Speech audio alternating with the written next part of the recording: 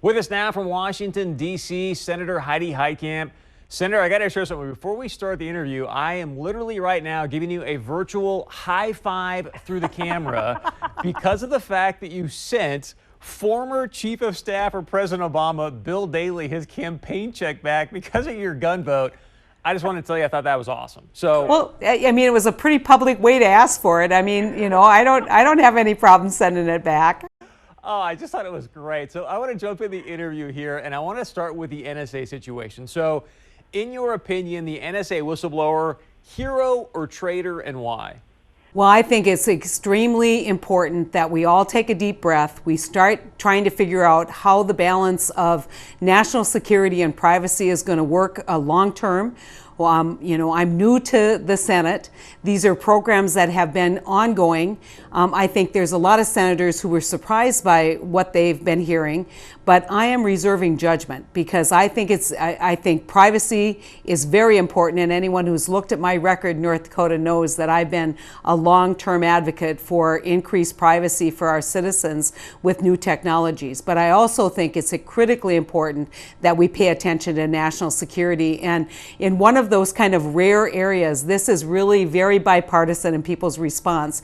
You've got a very bipartisan negative response and a very bipartisan, counter response from Dianne Feinstein and a number of the people on the Intelligence Committee who have worked with these programs over a long period of time. On the other side, you see Senator Merkley and Senator Rand Paul, making pretty, I think, very aggressive statements, and rightfully so, about privacy. And so we're going to learn more as time progresses. And so if you want an answer today, the answer is, let's wait for this information to be not dispersed by the 24-hour news cycle, but instead to have a reasoned analysis of what it is that we're doing, where we may have dropped the ball on privacy, and where we may need to continue to do things that are absolutely critical to the national security of our country.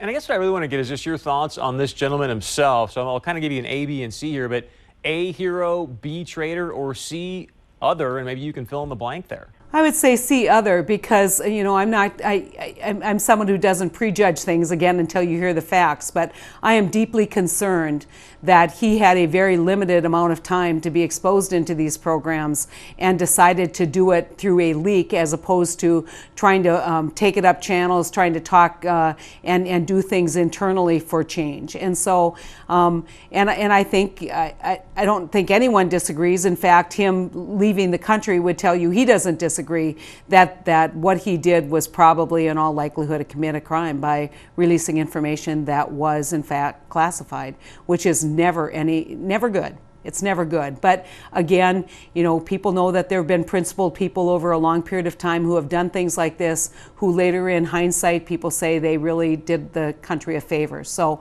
I'm reserving judgment on all of this, but I will tell you, we have two critical interests in mind here. One is privacy and one is national security, and neither one can be taken lightly. And obviously finding that balance is a real challenge. I want to move on to the Farm Bill. You and the Senate passed a Farm Bill earlier this week, and I need your help explaining something for me. A lot of people are saying, hey, a final Farm Bill may not get passed because of the proposed Republican cuts to the SNAP program. And even Steny Hoyer's come out today. These cuts could be devastating to people across the country.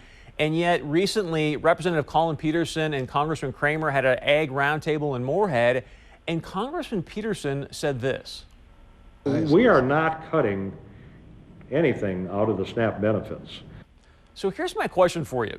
Democrats are saying, hey, these cuts are going to be devastating. Congressman Peterson just said, we're not cutting any benefits out of the SNAP program. Who's not really telling us the truth?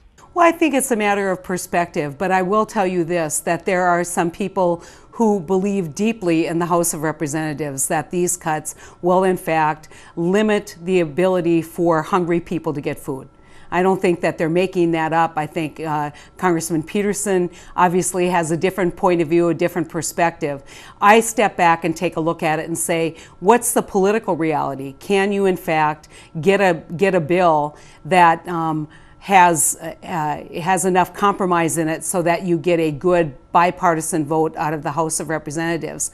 The one thing we do need to remember is that the House doesn't need one Democratic vote to pass a farm bill. And so if these cuts are essential for our for passage, then we should see 100% of the Republicans actually voting for the farm bill.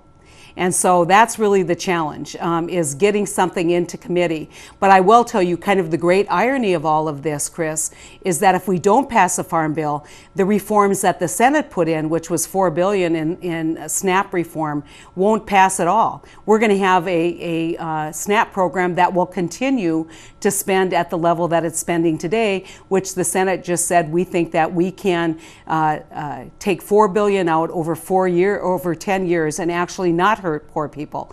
And so it's kind of ironic because $24 billion of true savings will not go realized for the federal deficit reduction if this House doesn't pass a farm bill. And so I think the challenge now is for the House of Representatives, the Republican House of Representatives, to pass a farm bill. Don't worry about Democratic votes. You can do it 100% with Republican votes. Senator, I've got 30 seconds. Last question for you. There's some rumors going around that you will run for governor in 2016. Is there any remote possibility that there's any truth to that? Boy, Chris, I'm just trying to be good at what I'm doing right here. And it's been an honor to represent people in North Dakota, but it's a little culture shock for me in Washington, D.C., and it's a little different for me being in a legislative role, but I just am so honored to be here and so honored and actually thrilled to pass a farm bill. You know that was a big campaign pledge. I'm hoping that we're actually going to get a farm bill long term.